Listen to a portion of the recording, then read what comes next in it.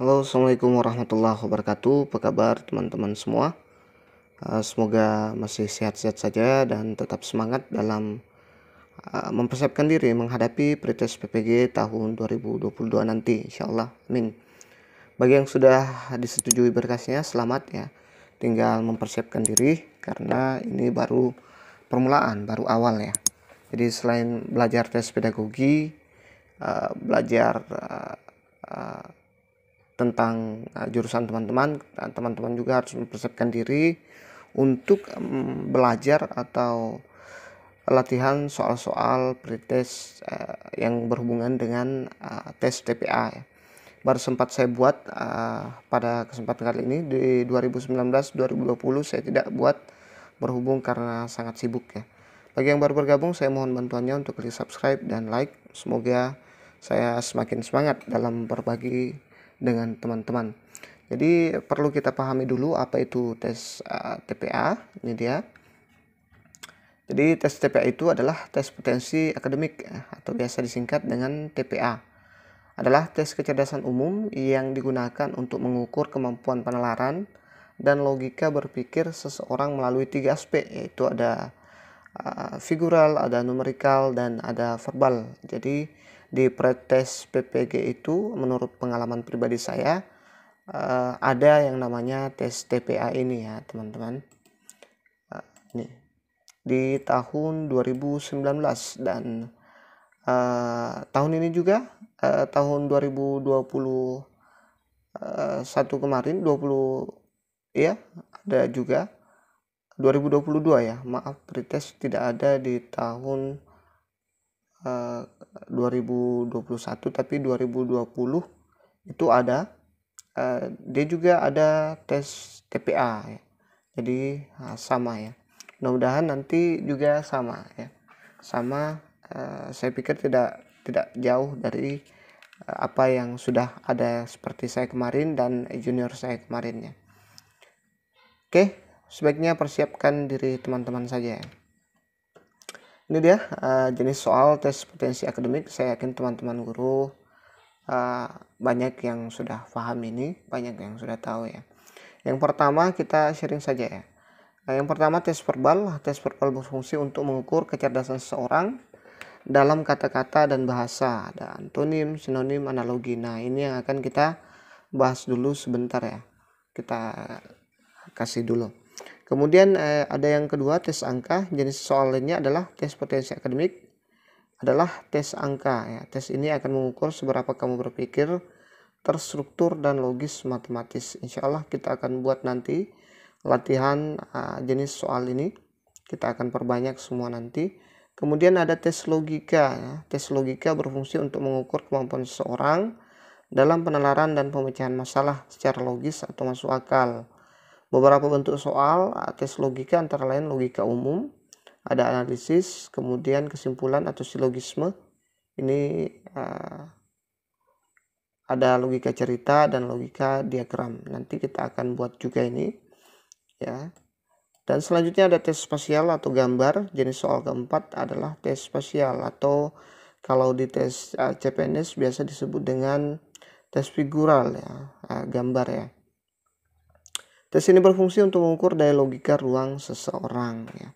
Jadi inilah yang harus kita perhatikan dalam tes TPA ya. Jadi jangan terlalu jauh ya teman-teman. Kalau verbal itu ada banyak sekali, ada pemahaman bacaan juga. Tapi menurut pengalaman saya kemarin, dia yang sempat nyangkut di ingatan saya itu hanya ini ya yang ada untuk verbal, ada antonim, sinonim, analogi. Untuk pemahaman bacaan saya pikir tidak ya, karena saya lebih cenderung ke kalau pemahaman bacaan ada di jurusan saya di bahasa Inggris ya, ada reading di sana. Jadi tidak ada ya. Baik, kita masuk di latihan yang pertama yaitu latihan verbal. Ini dulu ya yang kita buat. Insyaallah video-video selanjutnya kita akan lengkapi semua ini dan perbanyak semua ini. Jadi jangan lupa subscribe ya. Oke, ini yang pertama ada tes sinonim. Solusi sama artinya dengan A. Perumusan, B. Penyelesaian, C. Persiapan, D. Pemrosesan, E. Pembenaran. Kira-kira yang mana nih teman-teman artinya? Solusi. Kita sering mendengar ini ya, kata solusi. Baik, jadi solusi, persamaan kata solusi adalah penyelesaian, pemecahan, jalan keluar. Adapun persamaan kata yang dimaksud adalah penyelesaian. Jadi option yang benar adalah penyelesaian, seperti itu. Ya, gampang kan? Ya, gampang. Kita lanjut ke soal berikutnya. Kerangka sama dengan artinya A. Rancangan, B. Rangkuman, C. Rangkaian, D. Pangkal, E. Keadaan. Kerangka ya. Kira-kira cocok yang mana nih? Ya, benar sekali. Jadi jawabannya adalah kerangka merupakan sinonim dari rangka, garis besar rancangan ya. Adapun persamaan kata yang dimaksud adalah rancangan, kerangka berpikir, rancangan berpikir ya. Kita lanjut ke soal berikutnya. Ini ada kata kolusi ya. Sama artinya dengan A. Penggelapan, B. Kecenderungan, D. Perdebatan, D. Perseteruan, E. Persengkongkolan. Ya, jadi kolusi memiliki persamaan makna dengan persengkongkolan, kerjasama rahasia atau maksud tidak baik ya. Jadi ada istilah KKN, kolusi, korupsi, dan nepotisme ya. Jadi kolusi itu sama dengan persengkongkolan ya. Ya, susah juga sebutnya teman-teman. Oke, itu salah satu beberapa contoh tentang tes sinonim. Sekarang kita masuk ke contoh soal antonim ya.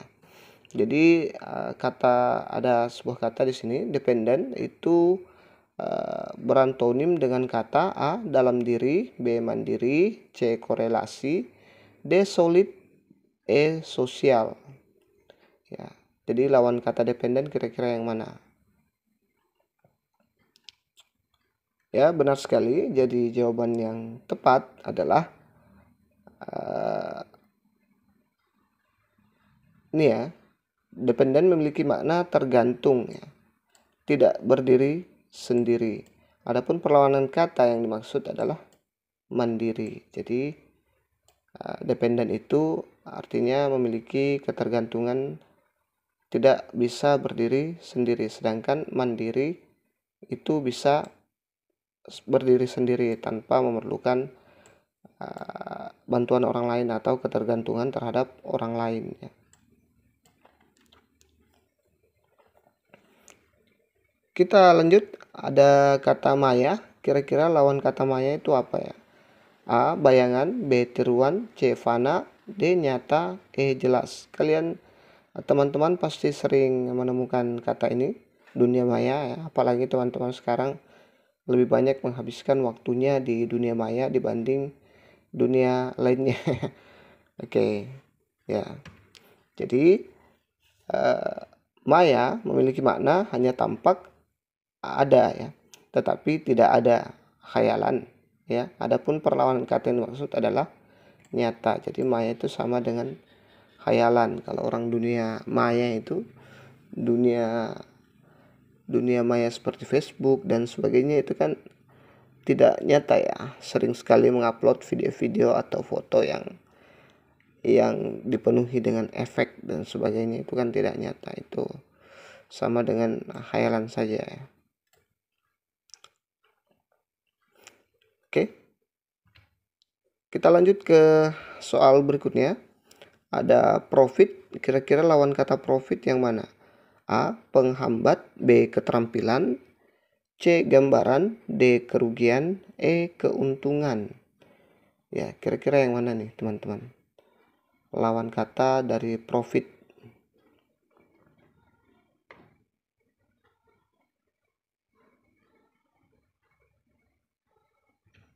Oke ya, jadi yang benar adalah kerugian ya. Persamaan kata profit adalah untung. Jadi profit itu sama dengan keuntungan ya.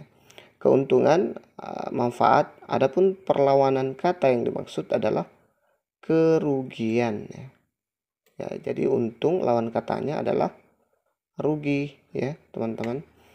Jadi sangat mudah ya, teman-teman. Kalau misalnya kurang tahu artinya bisa menebak-nebak ya, atau mengeliminasi dulu baru kemudian menebak jika ada dua pilihan yang memungkinkan untuk dipilih ya.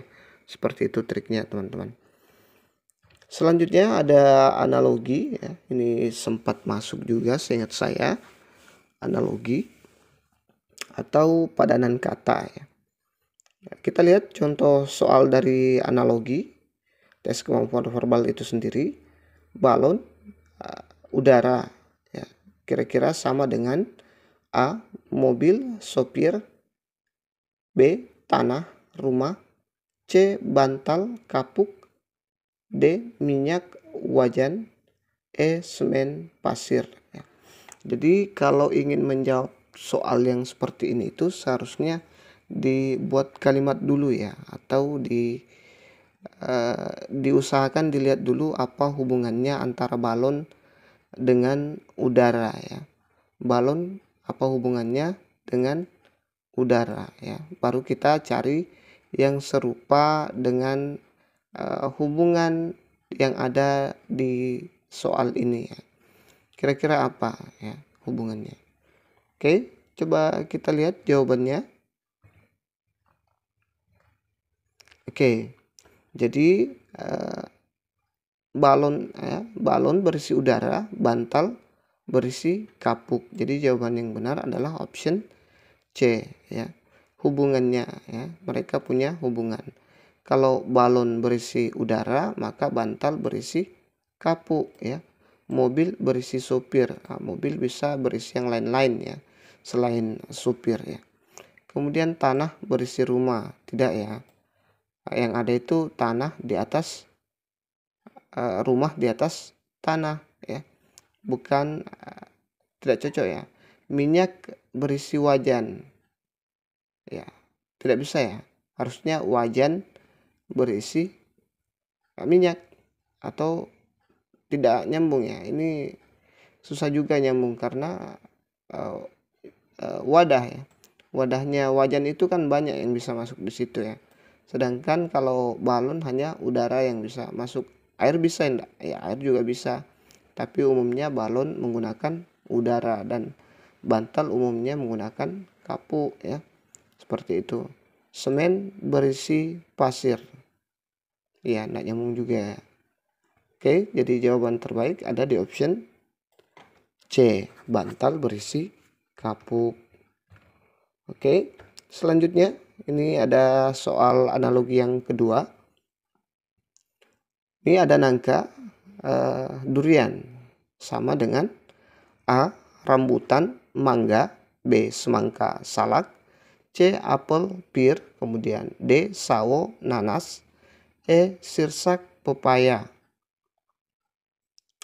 Kira-kira yang mana nih yang berhubungan atau mirip dengan soal ini? Apa hubungannya nangka durian ya, kemudian sama dengan rambutan, mangga, semangka, salak, apel, pir, sawo, nanas, sirsak, pepaya. Kita lihat jawabannya. Jadi nangka dan durian sama-sama memiliki tekstur kulit kasar atau menyerupai duri. Jadi dia ini nangka dan durian sama-sama memiliki kulit yang kasar ya. Saya yakin teman-teman pasti pernah melihat ini. Oke. Sedangkan apel dan pir sama-sama memiliki tekstur kulit yang halus. Jadi yang cenderung diambil di sini adalah tekstur kulit dari kedua buah ini ya. Kalau rambutan sama mangga beda ya. Rambutan kulitnya berambut, sedangkan mangga kulitnya cenderung halus ya. Semangka dan salak juga beda. Kalau semangka dia cenderung halus, sedangkan salak dia agak kasar ya, seperti bersisik, berduri ya. Jadi tidak mirip dengan soal yang di atas ya. Jadi kalau menemukan soal seperti ini usahakan yang berhubungan ya. Apa hubungannya ini, kata yang ini dengan yang ini, kemudian kita cari kemiripan kasus yang terjadi. Misalnya di atas ini dia menyamakan tekstur kulit sama dengan durian, nangka sama dengan durian, berarti apel sama dengan pir. Kalau sawo dengan nanas ya agak susah juga ya, tidak ya, beda ya. Oke, kemudian sirsak dengan pepaya beda ya, karena sirsak tekstur kulitnya itu berduri juga, kemudian pepaya dia kulitnya halus ya, gitu teman-teman. Jadi kalau yang seperti ini cukup cari hubungan katanya. Saya yakin teman-teman yang pernah ikut tes CPNS itu menguasai teori yang seperti ini ya. Oke, saya akan kasih sedikit tips dan trik menjawab soal analogi kalau teman-teman dapatkan nanti. Tentukan kata kunci atau hubungan-hubungan khusus dari dua kata atau lebih yang disajikan. Nah, di sini tadi kita bisa menemukan kata kuncinya ya. Yang dicari adalah apa hubungannya ya. Apa isinya. Ya, di sini adalah isi yang dicari ya. Kemudian yang tips yang kedua adalah tentukan kata kunci hubungan-hubungan khusus dari dua kata atau lebih yang disajikan. Bila dalam menentukan hubungan kata masih menemui kesulitan, maka buatlah kata-kata tersebut menjadi kalimat. Nah, usahakan membuat kalimat kalau susah ditemukan hubungan atau padanan dari soal ya, teman-teman, seperti yang tadi yang saya sebutkan ya, dengan menggunakan analogi Anda sendiri ya. Oke, mungkin itu saja dulu yang sempat kita share pada kesempatan kali ini. Mudah-mudahan bermanfaat. Kalau teman-teman mau kita buat lagi untuk tes verbal ini, kita akan perbanyak nanti, atau kita akan lanjut lagi ke TPA yang lainnya. Oke, terima kasih sudah menonton. Semoga lulus semua. Wassalamualaikum warahmatullahi wabarakatuh.